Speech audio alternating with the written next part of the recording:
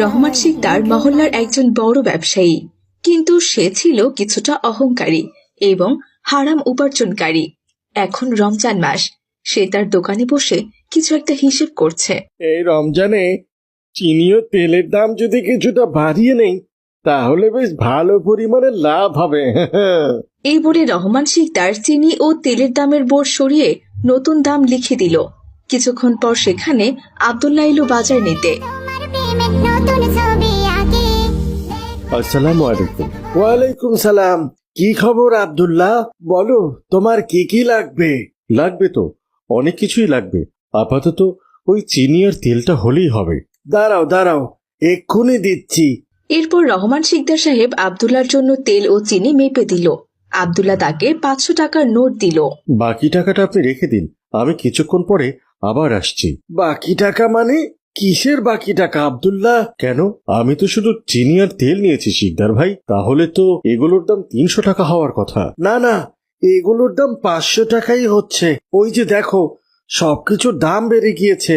এটা কি ঠিক হচ্ছে শিকদার ভাই? কালকেও তো সব জিনিসের দাম কম ছিল, আজকে একদিনের মধ্যে আপনি তার দাম বাড়িয়ে দিলেন। সে চিন্তা তোমার করতে হবে না, কিনলে কেন, না কিনলে এখান থেকে চলে যাও।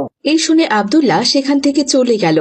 মহল্লার একমাত্র দোকান ছিল রহমান শিকদারের, তাই সে নিজের ইচ্ছে মতো দাম বাড়িয়ে মহল্লাবাসীদের ভোগান্তিতে ফেলত। সে ছিল খুবই চতুর এবং লোক দেখানো ইবাদতকারী।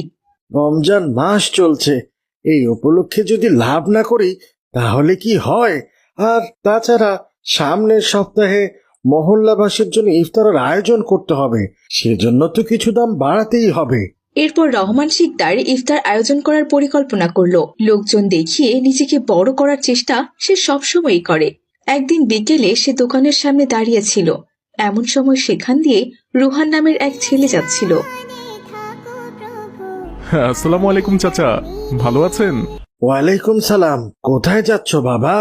এই তো চাচা, বন্ধুর বাড়িতে যাচ্ছি, আজ সে ইফতারের আয়োজন করেছে। মাশাআল্লাহ, আমিও ভাবছি মহল্লার সবাইকে নিয়ে একটা ইফতারের আয়োজন করব। মাশাআল্লাহ চাচা, এটা তো খুব ভালো কথা বললেন। তবে টাকা পয়সার ব্যাপারে চিন্তা করবেন না, ইনশাআল্লাহ আমরা সবাই সাহায্য করব।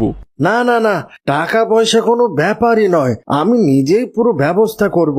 কেবল সবাই আসবে আর ইফতারি করবে, এই তো বিষয়। কিন্তু আপনি একা পুরো মহল্লার ইফতারের আয়োজন করবেন, এতে তো অনেক খরচ হবে। আমার কি আর টাকার অভাব আছে নাকি? দোকান থেকে সেই টাকা 1 সপ্তাহের মধ্যেই উঠে যাবে। কিন্তু চাচা, শুনলাম আপনি দোকানের জিনিসের দাম বাড়িয়েছেন।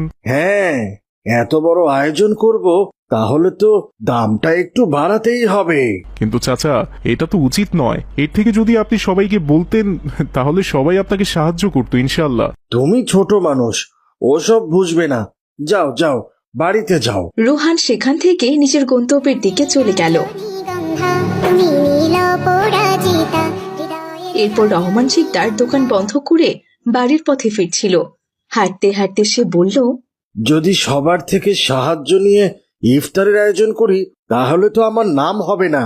আমি এত বড় আয়োজন করব যেন আশেপাশের মহল্লার মানুষও আমার নাম জানতে পারে। এর কিছুদিন পরেই এক জুমার দিন রহমান শিকদার ইফতারের আয়োজন করার চিন্তা ভাবনা করল।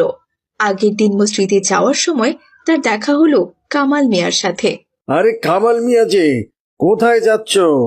এই তো শিকদার সাহেব, মসজিদে যাচ্ছি। হ্যাঁ চলো, আমিও যাব। আজ একটা বিশেষ ঘোষণা করাবো। কালকের ইফতার আমার পক্ষ থেকেই হচ্ছে। হ্যাঁ, আমার বাড়িতে আমি বড় করে একটা ইফতারের আয়োজন করতে যাচ্ছি। তাহলে তো ভালোই হবে, আপনার কথা পুরো মহল্লায় ছড়িয়ে যাবে যে আপনি সবাইকে একসাথে ইফতার করিয়েছেন। হ্যাঁ, আমিও তো সেটাই চাই, যে আমার নামটা সবাই জানুক।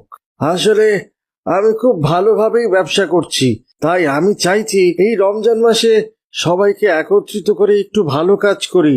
খেজুর পানি থেকে শুরু করে যা কিছুই আছে, ইফতারের সব কিছুই সেখানে থাকবে। মহান আল্লাহ তাআলা আপনার ব্যবসায় বরকত দান করুক। এরপর তারা মসজিদে পৌঁছে গেল। নামাজ শেষে রহমান শিকদার পুরো মসজিদে ইফতারের ঘোষণা দিয়ে দিলেন। এরপর মহল্লার সব মানুষের কাছে খবরটা পৌঁছে গেল।